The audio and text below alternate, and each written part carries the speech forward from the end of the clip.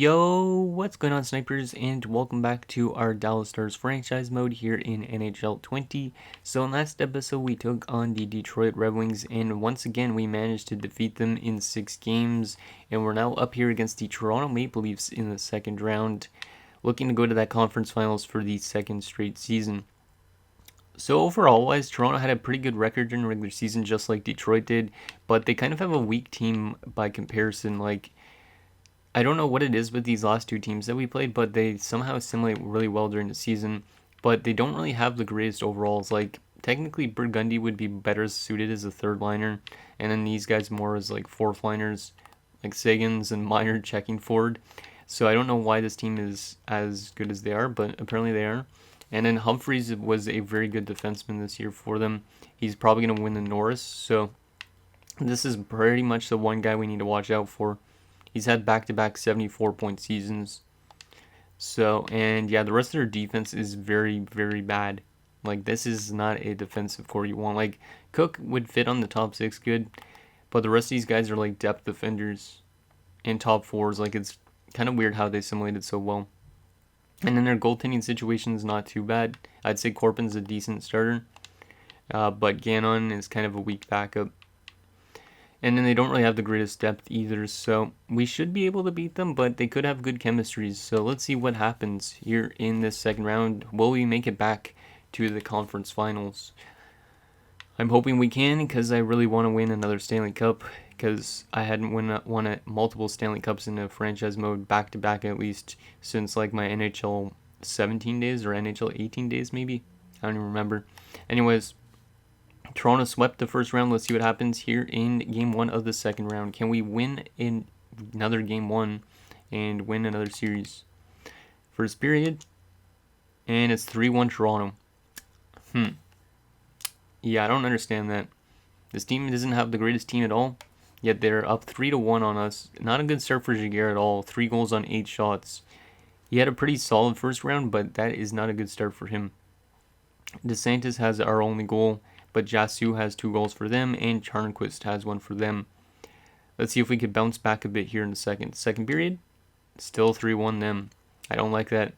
We're outshooting them 20-19, but we're still down by 2 goals, but I don't know if we're going to be able to come back from this. Let's see what happens in this third.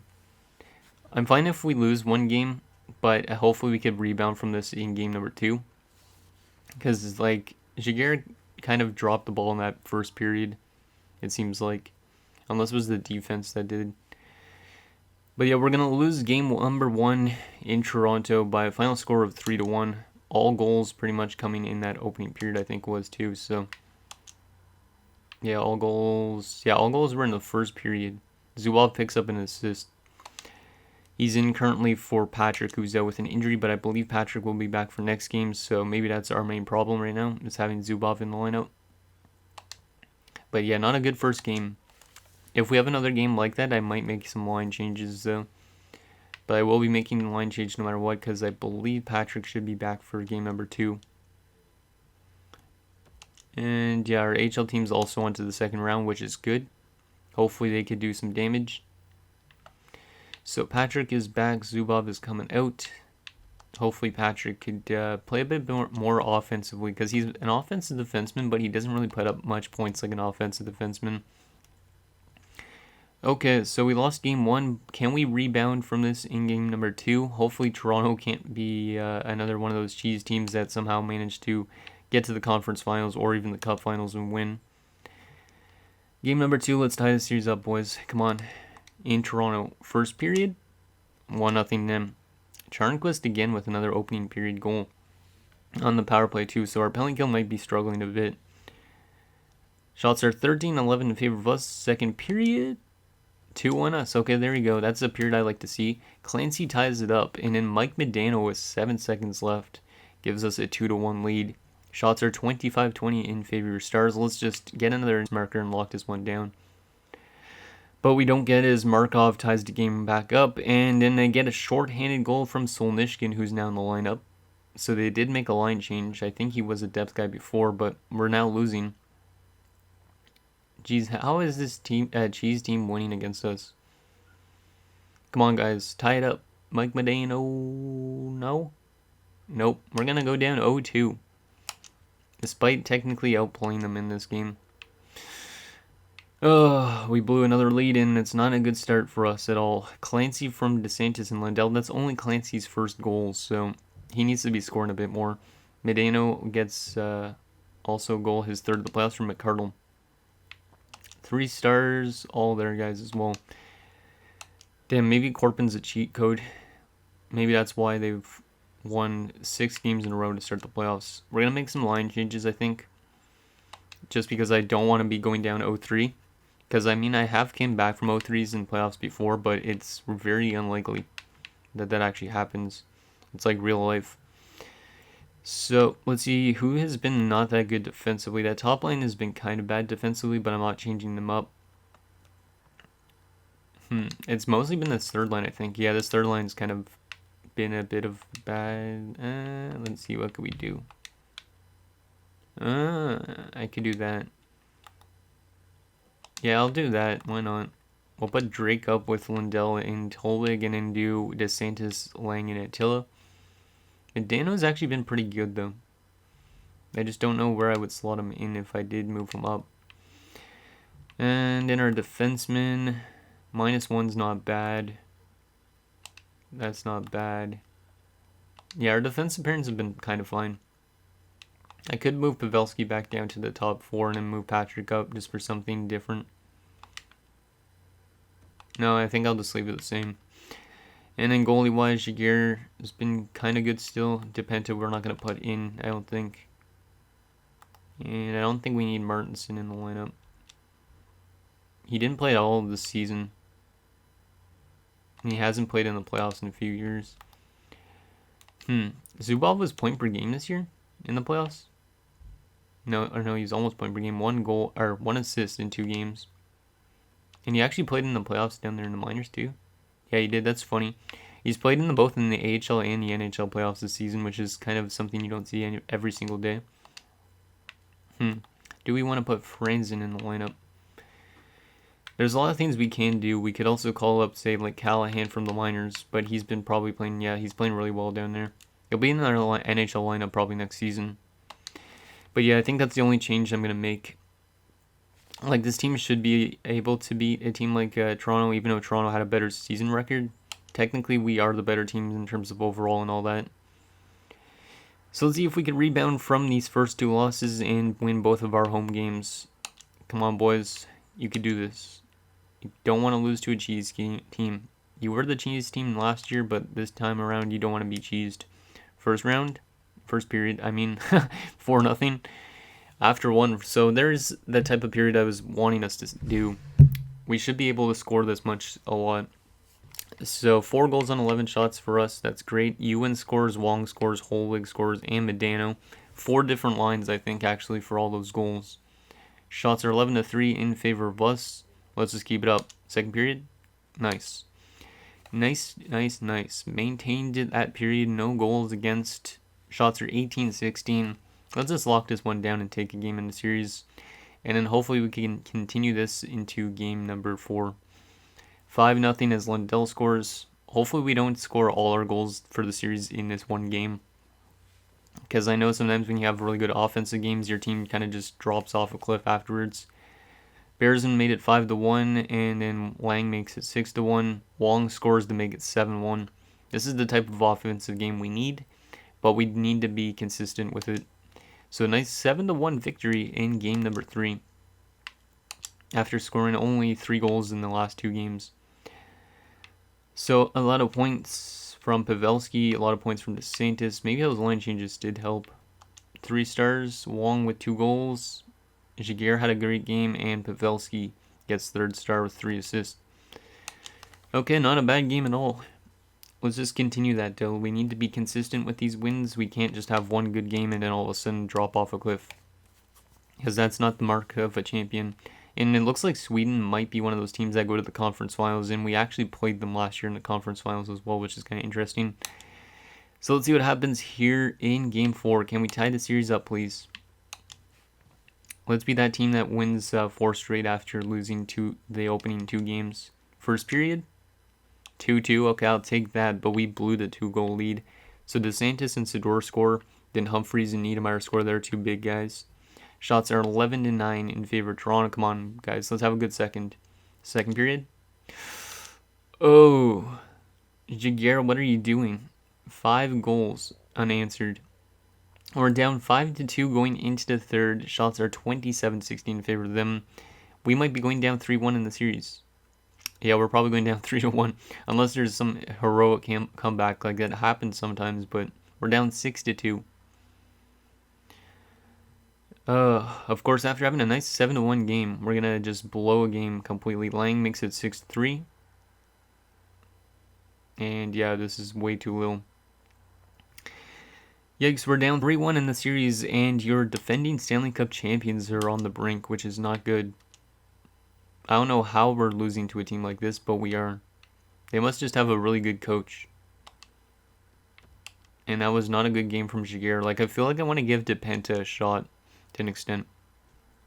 Like, Jaguar's not been bad, but he's, like, usually, like... I mean, he hasn't had a bad series. Like, he had a good game here, a solid game here, and then not as good of a game here. What do we want to do? Like, I feel like he needs maybe a break or something because he played a lot during the season, but I don't really feel safe putting DePenta in, is the thing. Let's take a look at our lines and see who was badly minus because of that game. Because maybe we'll make some like really random line changes, like moving Mike Modano up or something. Okay, so let's check the plus minus. That top line has been actually really bad defensively. Okay, does Clancy fit our third line better than our second line? Sador, not a good fit on the second line. Wong actually fits our second line better. We could always change him and Lundell for something different. Yeah, you know what? We're going to do that. Even though Wong's been putting up a lot of points, we're going to just do a little bit of a radical line change. And then we could move Intel up. I think I want to do that. Yeah, I'm not going to do that. I could take Ewan out. But Ewan's not been that bad. What do we want to do defensively? Our defensive core has not been that bad in terms of plus minus. Goalies.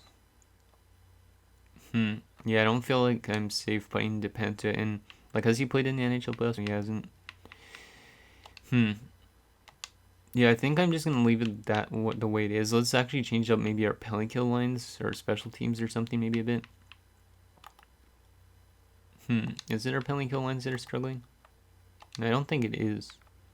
How about our power play unit? Our power play unit's been probably our main thing for offense. Lundell's actually not been that good though if he's been on our power play. I think I'll just leave our special teams the same. I don't know what our main problem is right now, but hopefully we could win 3 straight games, or else we're going to be packing our bags a bit earlier than expected, because I thought this team could be at least a conference finalist, but right now we're losing to a really bad team that's somehow 7-1. So, yeah, let's see what happens here in game number 5. See if we could maybe start a winning streak and somehow win the series. First period of game number 5, scoreless. There is a good opening period for us defensively. After letting in 6 goals last game, I like that. Shots are 9-7 in favor of us. Come on, guys, let's have a good second period. We need that offense to come through. Second period, there you go, 1-0 us. Sandis Ozolic. Leave it to the Latvian with 51 seconds left in that second period as well. Shots are 22-14 in favor of us. Let's lock this one down, please. We need to be a bit more consistent in terms of how we play defensively, because some games we play really good defensively and in other games we're just really bad. Drake made it 2-0 us, but Rob Niedermayer gets Toronto on the board. Power play. Oh my god, they get another shorthanded goal and it's from an offensive defenseman. Are you kidding me?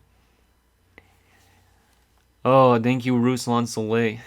He comes through with a big goal to give us the victory. Holy hell.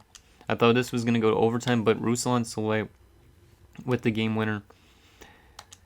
Oh, thank you, Ruslan. He's actually a pretty good playoff performer in terms of goal scoring. So, Ozolic from Wong and Drake from Holwig and Wong, and Soleil from Lundell and McCardle.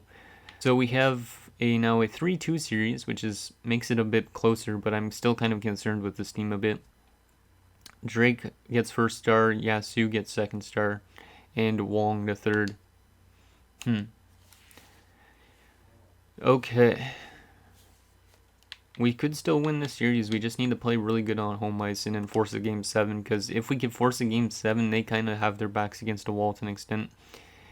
So here we go. Can we force a game 7? I'm going to jump right into this right away without making any line changes. Come on, boys. This is a critical game. We're going to go, real-time simulation, why not? And we have 2 early goals, which is great. But at the same time, it's kind of risky. Penalty kill. Nicely done. So Holbig and Wong getting those goals. And Viverios gets Toronto on the board. And Niedermayer scores right after. Oh, are you kidding me? What the hell is going on? They scored 3 unanswered goals. See, that's why I said it's bad. 4 unanswered goals. 3 of them are all in the power play. Are you kidding me? Our penalty kill is just, like, choking right at the worst time. And 3 of these goals, all from, like right in the slot. Like, this goal, the 2 Viverios goals and the Markov goal, all from the same area. Come on, Jaguar. Why are you choking? 4 goals on 20 shots, but that is a lot of shots for the opening period. Whoever took that penalty is going to be not my favorite player, probably. Second period, can we come back, please? We still are in this game, but we need to force game 7. That was not a good opening period. Scored 2 goals early and then all of a sudden let in 4 unanswered, especially 3 power play goals. Like, what the hell is that? Come on, guys, get at least 1 goal this period. Come on, somebody. And we're down 4-2 going into the third. Shots are 25-18 in favor of them. We do not have a lot of shots. We need to get more here, and we need to tie this game up here in the third, or else our season is done. Power play. There you go, Antilla. He hasn't scored much, I don't think. Power play again for us. We don't score. And there's a goal again from Antilla. Holy hell, Antilla. Leave it to the fantastic Finn to tie the game up. 4-4 game. Final few minutes. Are we going to overtime in game 6? Yes, we are. Our season is on the line here in overtime. Antilla scores 2 huge goals in the third. Will we be able to force a game 7 in Toronto, or are we going to be packing our bags after this overtime? Come on, boys. Antilla, if you score again, I'm going to be, like, really happy with you. We don't score there. Penalty kill. Oh, Our penalty kill just botched it completely. 5-4 loss. We let in 4 power play goals, and we are out in the second round. Our penalty kill was doing okay up to that point, and then they let in 4 goals in 1 game. And that was not necessarily the greatest game for Jaguar. I mean, 35 saves is okay, but 5 goals against. So we're out in the second round, and we will not repeat as Stanley Cup champions, which sucks, but hopefully we could come back a bit better next season. I mean, that was not a bad offensive game for us, but like that 4 unanswered goals, that's what really killed us. Especially on the power play ones, like I don't really like that at all. I mean, Attila gave us a shot, but Humphreys, that offensive defenseman, is too good. 3 stars in that game, Viverios, Holwig, and Attila. Well, that really sucks. I don't know if... Yeah, we might actually check retirements in this episode. I don't know. No, maybe not. We'll probably leave it for next episode. So Connor Clancy actually got injured in that game, which really sucks. We'll go replace player. Too bad we couldn't get Zubov that cup. And our AHL team as well got eliminated in that second round. In like 5 games. So that really blows, but yeah, whatever. I mean, at least we won the cup last season, but still, like, I'm just kind of a little peed off that we lost to a team that bad in terms of overall stuff. 12 points in 12 games for Wong. So it's going to be Toronto and either Calgary and Sweden in the conference finals, and it's Florida and Hartford in the other side. Let's take a look at our player stats, and then we will sim up to see the awards for the season. Hopefully Toronto loses. Wong, 12 points in 12 games. Drake had 11 points. Yeah, we had some pretty good point production throughout our lineup, but it was just the defensive play. I don't even know who took that penalty now because they didn't check.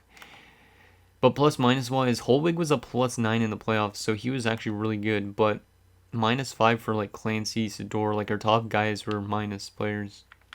And then goaltending wise, yeah, Jaguar kind of dropped off a cliff. In terms of how he played last year in the playoffs, this year was not good. Like, I don't know if we want to go to the Penta as our starter next season, or we want to keep Jaguar around for a lot longer, or what. Okay. Well, that really sucks. I thought we were going to actually maybe win that one in overtime after we scored 2 third-period goals, but we didn't.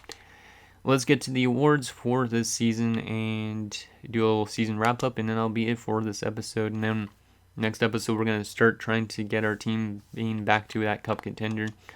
Because technically we are still a cup contender, but we need to find a way to keep pucks out of the net, especially on the penalty kill.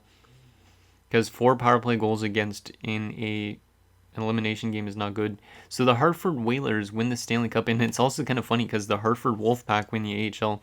Like, that's not the AHL affiliate for the Whalers, but 2 Hartford-based teams win awards. So that's kind of neat. So technically the Carolina Hurricanes are your Stanley Cup champions, because Hartford didn't exist obviously at this point. Let's take a look at the playoff tree, see how each team got there. So it was Hartford beating the Calgary Flames in 7 games in the Cup Finals. So Toronto was outstated in the Conference Finals in 5 games, which is realistic because technically they should not have been that good. Player awards for this season. So first, Hartford wins the Stanley Cup. Philadelphia won the President's Trophy, and it was Calgary and Hartford in the Cup Finals. Eric Lindros takes home the Art Ross, as well as the Hart. Humphreys takes home the Norris, so that's his 2nd straight Norris for the Toronto Maple Leafs. He was the main reason why they beat us.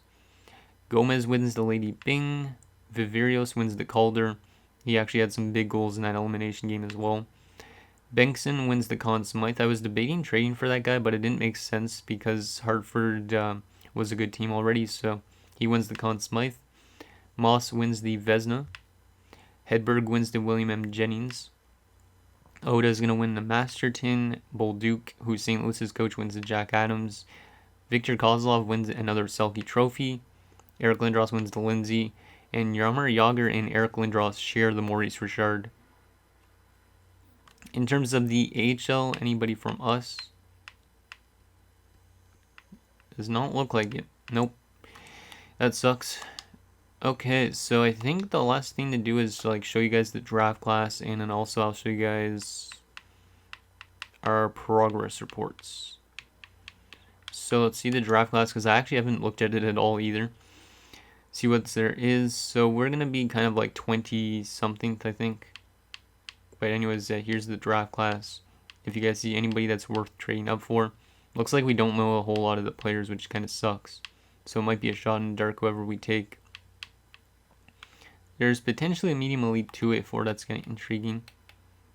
Yeah, he's 2 years away, so he definitely is probably elite, and he's 20 years old, so he might be a higher overall. There's another Medano, a defenseman, Tyson Medano. Let's take a sort by potential, just so we can pin some players. This guy might be a franchise goalie, but I highly doubt it. He's probably elite. This Polacek guy, we gotta pin this dude. Medium elite at 19. He's 4 years away, so he'd be in the NHL by 23, but we're still going to pin him. Could be interesting. And then I think the rest... Any low elites? Maybe a low elite here in Zuzan.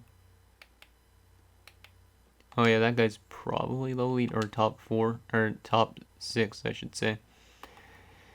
And this guy might be low elite, but he doesn't look that good, so probably not. Okay, so yeah, that anyways is the draft class. Let's take a quick look at our progress reports, and then that'll be it for this episode. See who's been growing. Let's sort by modified. So is Wong dropping? No, Wong's getting some statistical growth. Antilla is getting statistical growth, not natural growth. So he's looking like he's going to cap off around an 81, which is fine for a third liner, considering he almost had 30 goals. Lang is dropping off. I don't know if I'll be bringing him back. Mike Medano's dropping off a lot. He's probably going to be retiring for sure. Yeah, he's probably going to retire. I would assume in next episode. DeSantis, He's probably not dropping off. Yeah, he's having statistical growth. A lot of them having statistical growth. Keith Drake is an 82. That's weird.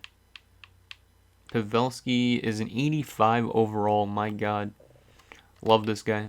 This guy actually might turn out to be a medium elite. He's an 85 at 22 years old. Natural growth, his poise is going up, which is a good sign. He's getting some statistical growth in his shot blocking and stick checking, and also in his physical play. But I'm really liking this guy a lot. Like, for a right-handed defenseman that went undrafted to have 88 points already in his career, and also 17 points in the playoffs. I'm really ecstatic about this guy. And probably everybody else is mostly on drop-off. Looks like Patrick's getting... Oh, he's dropping in statistical growth. Yeah, this guy's not the greatest. I don't know about trading him away or not. Clancy looks like he's going to cap off around an 85 maybe, which is okay. And everybody else is not growing. This Callahan guy might be playing on our fourth line next season, so we'll see. Let's take a quick look at actually goalies. Yeah, DePenta's not growing at all, according to this. In terms of in the system, let's go by best overall. So Markstrom might be in the NHL in a bit. I don't know. Same with Cullimore. Cullimore actually might be on our top 6 next year. Riley might be in the NHL by next season. Or we give him 1 year in the AHL. But he's grown a lot. How did he do actually in the OHL this year? 83 points. Nice. But yeah, we're getting some good growth from some of our prospects, like our key ones. It looks like it seems like Varakis, who's top 6, is growing. Kasparaitis is growing. So we're getting some good growth, which I'm liking a lot. Considering we do have a lot of older guys that are in, like, kind of dropping off on our NHL team.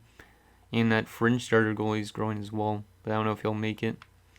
But anyways, guys, that's going to do it for this episode of our Dallas Stars franchise mode. So in next episode, we will take it to the offseason where Mike Modano will more than likely hang up his skates. And then we'll probably make some changes to our lineup for the upcoming season. So let me know what you guys think. And I'll see you guys next time.